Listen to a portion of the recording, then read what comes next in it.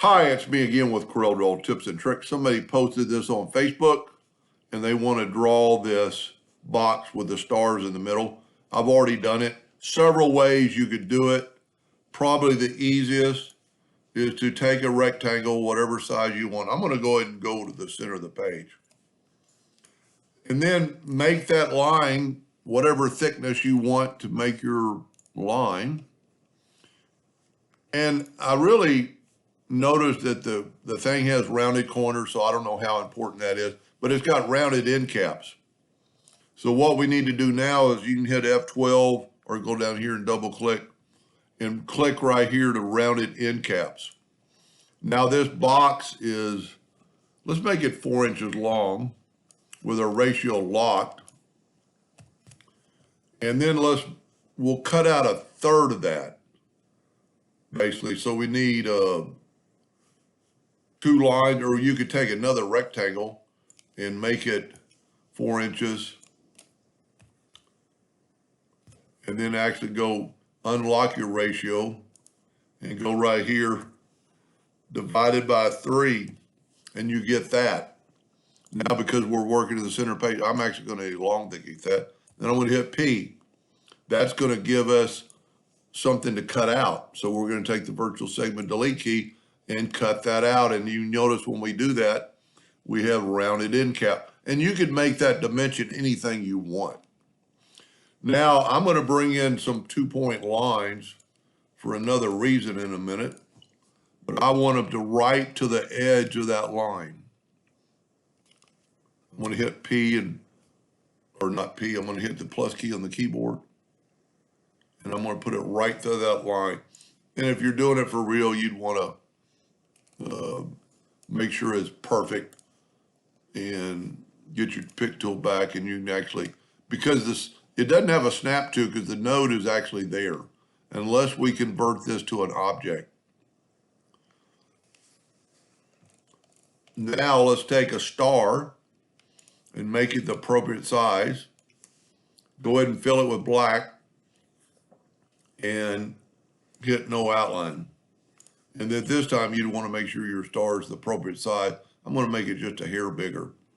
I'm going to put that star right on that line.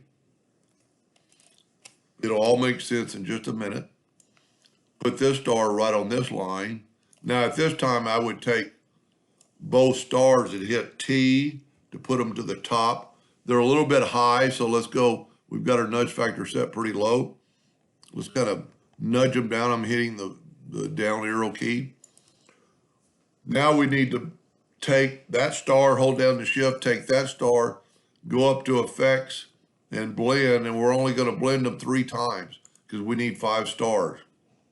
Now at this time, go to object, break your blend apart, and then go to object and ungroup. Now, that might be well enough in somebody's book, but if you want them spaced out equally, and that's why I put the lines there, we're going to go to Windows Dockers in Align and Distribute. We're going to select that line, holding down the shift key, select that line, and select that. You can see we have 7 objects. I'm using the line as an object because now I'm going to go right here and distribute them. You don't need to figure out which one you want. Some of them aren't going to work. Well, that's not really working. Let's tell you what, let's do it old school. Select all, and then select these objects to make sure you have all 7. And let's go right here and try this one. For some reason, it's putting the line first. Oh, I've got the star hanging over the line just a little bit. We still got our nudge factor set pretty low. Let's bring that in just a little bit. So the line was actually intercepted and put it because the star was actually past the line.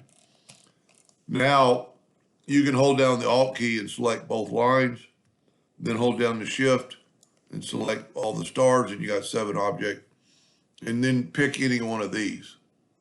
That it's going to work. It's a little bit different on which one you pick, just depending on which one you think looks the best.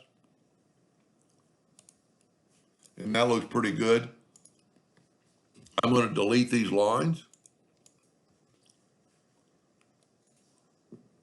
And then grab these stars and Control G to group them, Control D to duplicate them, and then just move them down manually. And there's probably a way you need to start moving them first, then hold down the control button.